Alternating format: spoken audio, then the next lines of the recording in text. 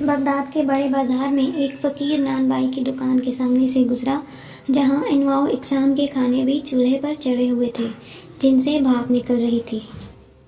ان کھانوں کی خوشبو ان کی لذت اور ذائقے کا پتہ دے رہی تھی۔ فقیر کا دل للچایا تو اس نے اپنے تھیلے میں سے ایک سوکھی روٹی نکالی اور ایک دیگ کی بھاپ سے اسے نرم کر کے کھانے لگا۔ نان بائی چپ چاپ یہ تماشا دیکھتا رہا۔ جب فقیر کی روٹی ختم ہو گئی اور وہ جانے لگا تو اس کا راستہ روک لیا اور پیسے مانگے۔ کون سے پیسے؟ فقیر نے بے بسی اور حیرت سے پوچھا۔ نان بائی نے کہا، تو نے میرے کھانے کی بھاپ کے ساتھ روٹی کھائی ہے، اس کی قیمت مانگ رہا ہوں۔ وہاں بہلول دانا بھی موجود تھے اور یہ سب دیکھ رہے تھے۔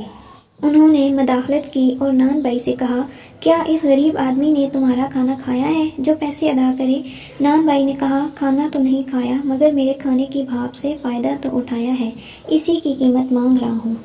اس کی بات سن کر بہلول دانا نے سر ہلا دیا اور اپنی جیب سے مٹھی بھر سکے نکالے۔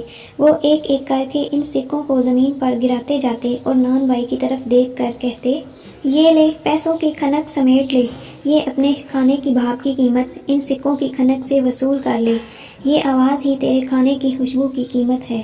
وہاں کئی لوگ جمع ہو چکے تھے۔ تب حضرت بہلول نے کہا، اگر تو اپنے کھانے کی بھاپ اور جوش اور خوشبو بیچے گا تو اس کی یہی قیمت ادا کی جا سکتی ہے، اسی لیے قبول کرنا پڑے گا۔